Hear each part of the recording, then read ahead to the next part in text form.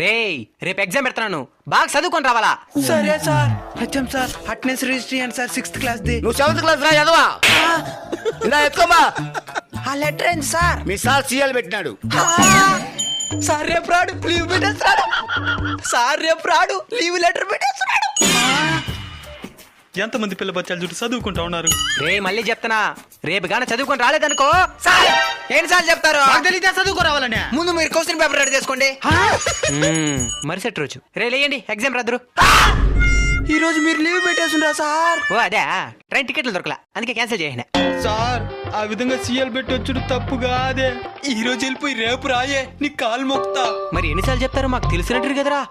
ఊకోండి sir, English madam అన్నామా science sir అన్నామా. గిదిగడ గట్లే అనుకోండి.